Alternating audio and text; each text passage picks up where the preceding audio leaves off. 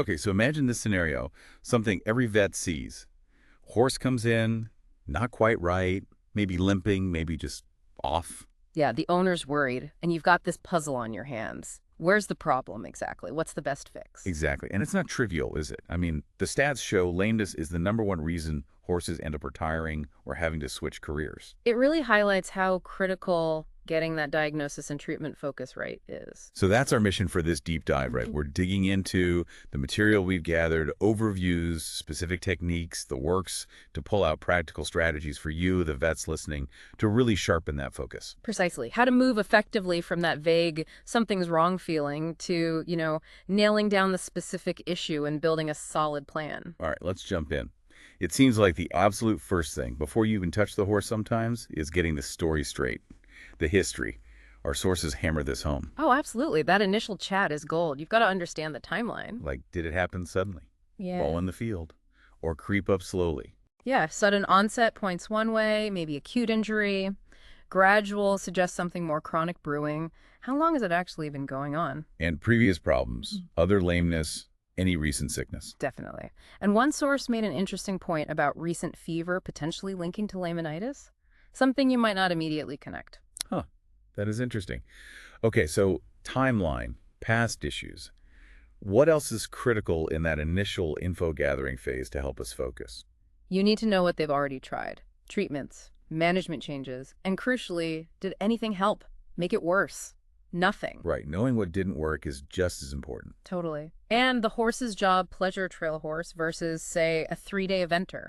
Very different demands, different likely issues. Makes sense. And the basics, too, like when was the last farrier visit? Shoeing, trim date. Yep. And has the owner noticed anything specific that seems to set it off? Like worse on hard ground, worse after work. All pieces of the puzzle. So it's really about building that foundation, narrowing the possibilities before you even lay eyes on the horse moving. Which brings us to the next big step. Observation. Yes, watching them move, it's fundamental. You need to look from, well, all angles. Front, side, behind. What are we looking for specifically? Overall posture, how they're carrying weight. Then the gaits. Walk, trot, maybe canter if it's safe and appropriate. And where do you watch them? Just in a straight line? Straight line, definitely. But lunging, too. That circle often really highlights subtle things. And different surfaces are key. Hard versus soft ground can tell you a lot. Under saddle sometimes, or just in hand. Both can be useful. Some lamenesses, they only show up under load or with specific movements. Okay, and we need some way to quantify what we're seeing. That's where the AAEP scale comes in, grades 1 to 5. Exactly. It gives everyone a standard reference. Grade 1 is subtle, maybe only seen under certain conditions, like on the lunge. Grade 2 is a bit more obvious, but still maybe only on a circle or uneven ground. Right. Grade 3, you can see it consistently at the trot, straight line too. Grade 4 is obvious even at a walk. And 5 is the worst, basically non-weight bearing. Yep. Toe touching or holding the leg up completely. But it's not just the grade, it's the quality of the lameness within that grade. What do you mean by quality? Like, is it there constantly? Or does the horse seem to warm out of it after a few strides?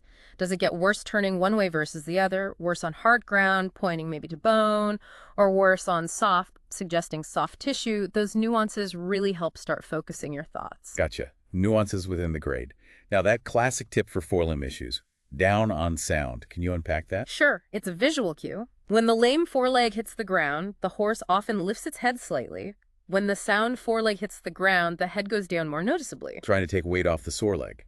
Up on lame, down on sound. Simple but effective. Very. It's a common compensation pattern. Hind limb lameness is often trickier though, right? What's the focus there? It can be more subtle. Definitely, you're often looking at the pelvis, the croup area. The hip on the lame side might seem to hike up more when that leg bears weight. And then drop more on the sound side. Exactly. A bit more up and down movement on the lame side's hip, or maybe less downward movement, a sort of reduced drop.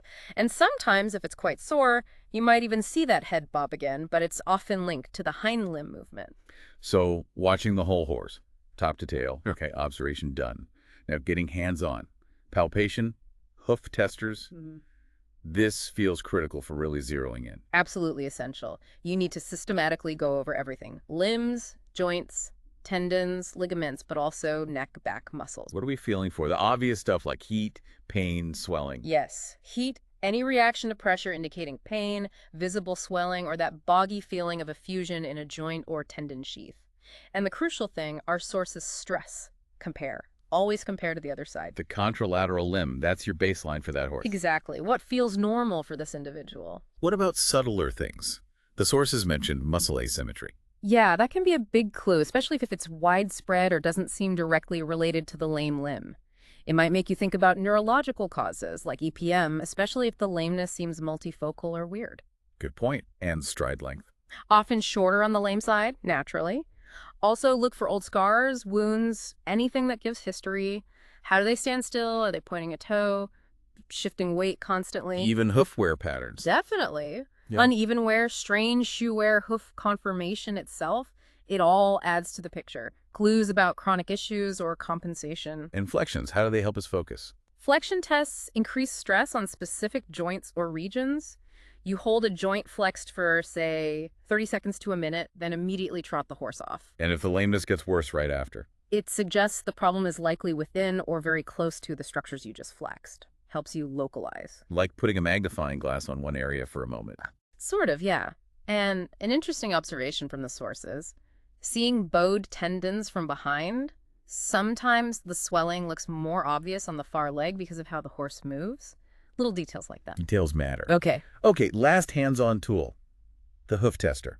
Essential, given how many problems start in the foot. Hugely important. About 90% of lameness is in the foot, right? So you need a consistent technique. Apply firm pressure systematically. Where exactly? Across the toe, the quarters, both sides, and then across the heels and the frog. You're looking for that flinch, the withdrawal, any sign of pain. And a positive response really helps you focus within the foot itself. Absolutely. It guides where you might block next or what specific structures within the hoof you suspect are involved. Okay, so history, observation, hands-on exam. That builds a solid case. But there are times to stop, right? Red flags. Definitely. Safety first. If the horse is severely lame, grade 4 or 5, especially if they're barely touching the foot down, or if you strongly suspect a fracture. Don't make them trot. No. Absolutely not. You risk making a fracture much worse. And critically, if you suspect a fracture, do not do nerve blocks. Why is that? Seems counterintuitive. Because if you numb the pain, the horse might put full weight on that unstable fracture, causing catastrophic damage. You mask the severity. In those cases, stabilize and get straight to imaging. Vital point. Okay, assuming no major red flags and we need to pinpoint the area more precisely, we often turn to nerve blocks, regional anesthesia. How do these help us focus? It's like you said earlier, kind of like hitting mute on specific nerves. You inject a local anesthetic, lidocaine, bupivacaine, bupivacaine are common. They last different amounts of time. Okay. And the principle is simple.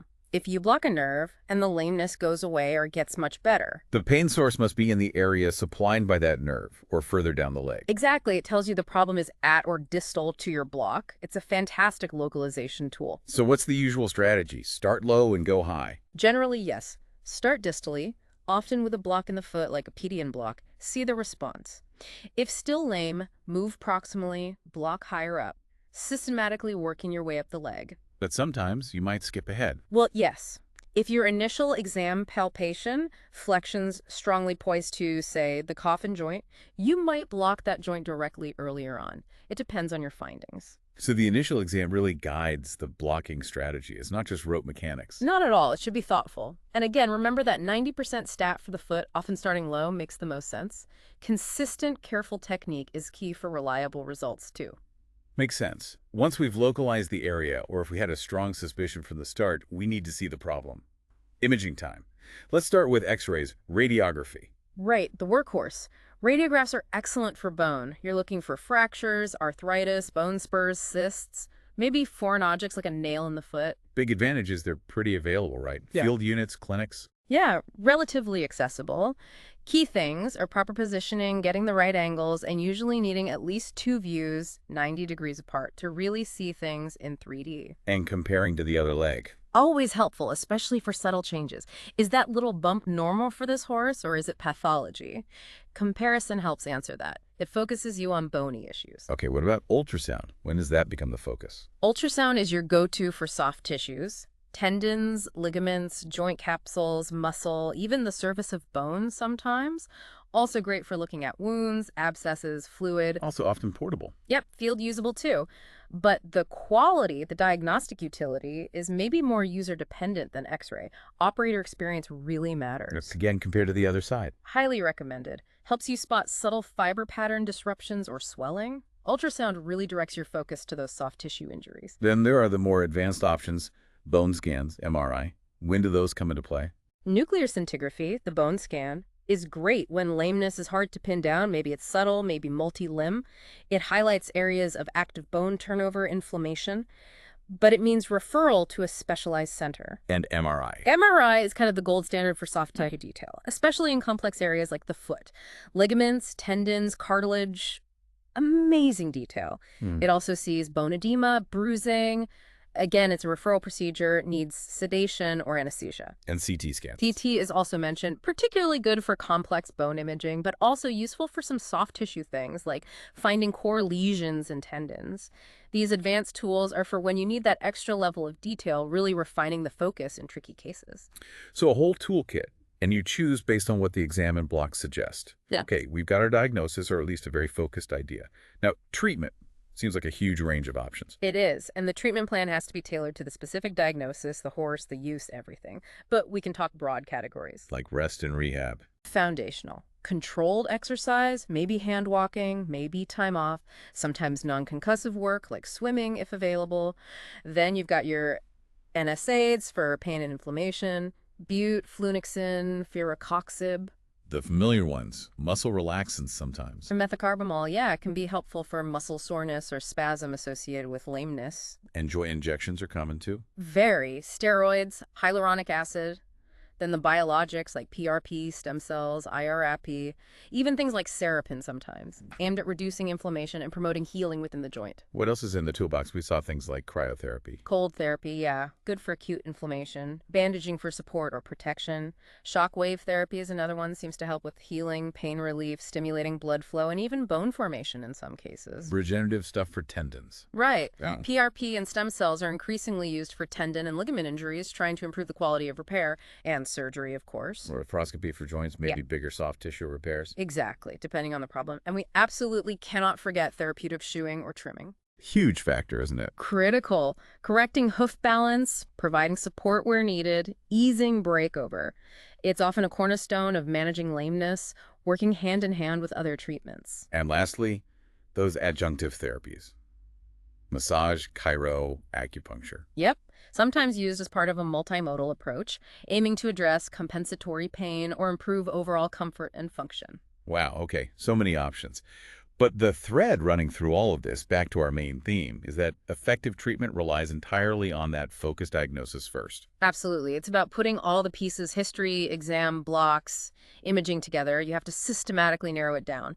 Is it a hoof abscess needing draining and wrapping? Or is it a complex proximal suspensory injury needing shockwave, rehab, maybe surgery? Totally different paths. Different focus, different plan. Precisely. That systematic, focused diagnostic approach is what allows you to choose the right treatments and give that horse the best chance of getting sound again.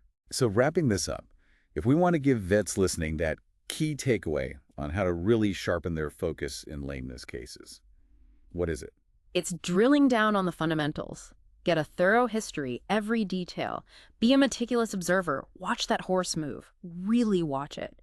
Do a systematic, hands-on exam, palpate everything, use those hoof testers consistently, apply nerve blocks thoughtfully, strategically, and use imaging purposefully based on what you found to confirm and refine your diagnosis. Build a case piece by piece, stay focused, don't skip steps. Exactly. That disciplined focus, that systematic approach grounded in good principles, that's what leads to accurate diagnosis, targeted treatment, and ultimately better outcomes for the horses you care for.